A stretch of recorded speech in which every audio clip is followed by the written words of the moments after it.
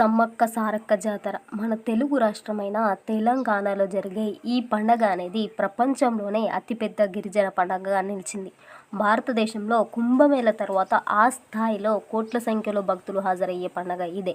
మన తెలుగు రాష్ట్రాల నుంచే కాకుండా భారతదేశంలోని అన్ని రాష్ట్రాల నుండి అలాగే వివిధ దేశాల నుండి సైతం ఈ జాతర పండగలో పాల్గొనేందుకు 10 కోట్లకు పైగా ప్రజలు ప్రతిసారి వస్తుంటారు.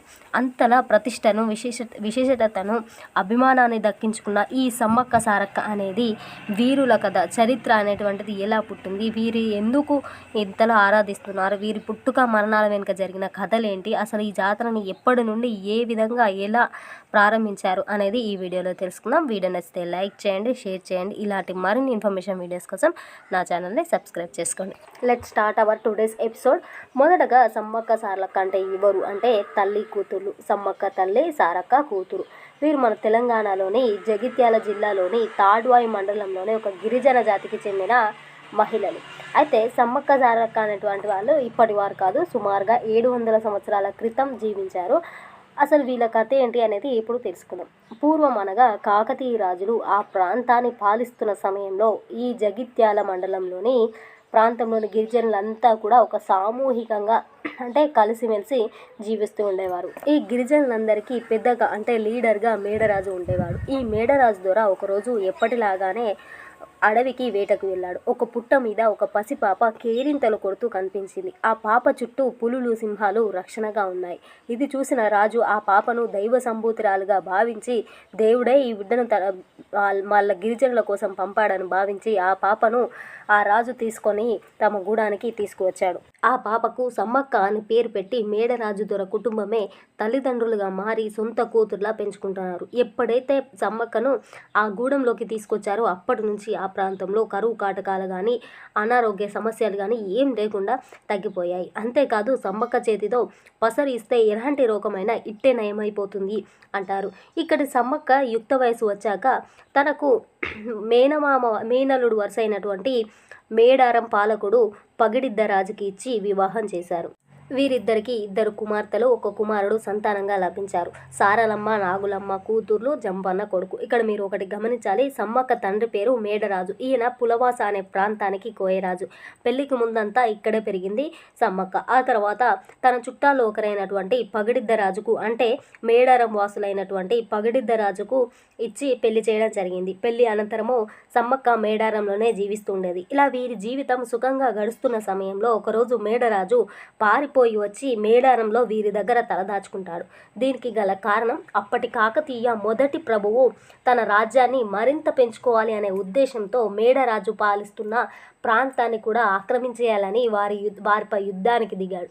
దాంతో మేడరాజు వారి దాడికి తట్టుకోలేక చివరికి తన కూతురు ఉంటున్న మేడారంలోకి పారిపోయి వచ్చి రహస్యంగా అజ్ఞాతవాసం గనుపుతుంటాడు.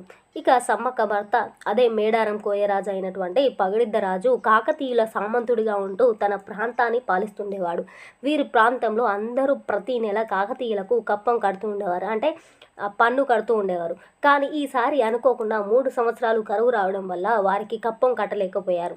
దాంతో కాకతీయ రాజులు తమకు కప్పం కట్టలేదు, అలాగే మేడరాజుకు మీ ప్రాంతంలో ఆశ్రయం కల్పించారు కనుక మీరు మా రాజ్యాన్ని ధిక్కరిస్తున్నారు, మా రాజ్యాధికారాన్ని మీరు ఎదురిస్తున్నారు అని ఆగ్రహానికి గురై పగిడిద్ద రాజును అణచివేయాలని అతని రాజ్యంపై కాకతీయులు దండెత్తారు. నిజానికి కాకతీయులు ఎదిరించే ఆయుధాలు కానీ పగిడిద్ద రాజు దగ్గర లేవు. అయినా కూడా వారి చెప్పు చేతల్లో వారి చెప్పు కింద లొంగి బతకడం ఇష్టం లేక పగిడిద్ద రాజు ఆ రాజ్య గిరిజనులతో యుద్ధానికి సిద్ధమవుతాడు. పగిడిద్ద రాజు, సమ్మక్క, సారలక్క, నాగులమ్మ, పగిడిద్ద రాజు వారి బలగాలతో వేరు చోట్ల యుద్ధానికి సిద్ధంగా ఉంటారు. తీరా యుద్ధ సమయం రానే వచ్చింది. కాకతీయుల వద్ద వేల సంఖ్యలో సైన్యము, అలాగే పెద్ద ఆయుధాలు, ఆయుధాలతో పాటు గుర్రాలు, ఏనుగులు, ఎన్నో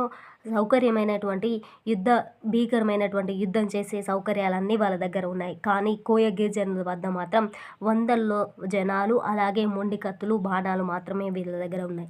ఓడిపోతామని తెలిసి కూడా వీరు భీకరంగా యుద్ధం చేశారు. కానీ వేల సంఖ్యలో కాకతీయుల కాకతీయుల సైన్యం ఉండడం వల్ల వాళ్ళ చేతిలో గిరిజనులు తట్టుకోలేక చాలామంది ప్రాణాలను విడిచారు. మరికొంత సమయం గడిచేసరికి పగిడిద్దరాజు, సారలమ్మ, నాగులమ్మ కూడా చనిపోయారు. వీళ్ళందరి చావు వార్త విన్న జంపన్న కాకతీయుల చేతిలో చనిపోవడం ఇష్టపడక పక్కనే ఉన్న సంపెన వాగులో దూకి ఆత్మహత్యకు గురవుతాడు.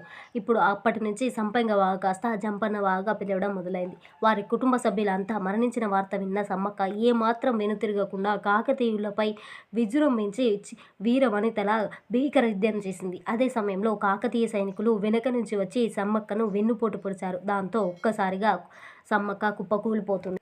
అలా రక్తం కారుతుండగానే ఆమె దగ్గరలో ఉన్న చిలుకల గుట్ట వైపు వెళ్ళిపోయింది. గాయాల పాలైన సమ్మక్కను వెతుక్కుంటే గూడెం వాసులు అడవిలోకి వెళ్ళగా ఒక కొండపై ఒక నెమలినార చెట్టు కింద పుట్ట దగ్గర కుంకుమ బన్నగా కనిపిస్తుంది. ఇక్కడ ఆశ్చర్యకరమైన విషయం ఏంటంటే ఎక్కడైతే ఏ కొండపైన పుట్టపైన సమ్మక్క అయితే పుట్టిందో అదే ప్లేస్లో మళ్ళీ సమ్మక్క కుంకుమ బన్నెగా అదృష్టమైపోవడం అయితే జరిగింది.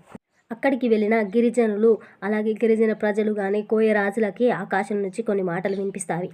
అవేంటంటే ఈ గడ్డ మీద పుట్టిన ప్రతి ఒక్కడు యుద్ధ వీరుడుల రాజ్యాన్ని పాలించాలని ఇక్కడ 2 గద్దెలను కట్టించి 2 సంవత్సరాలకు ఒకసారి ఉత్సవాలు జరిపితే వారి కోరికలు నెరవేరుస్తానని ఆకాశం నుంచి వినిపిస్తాయి.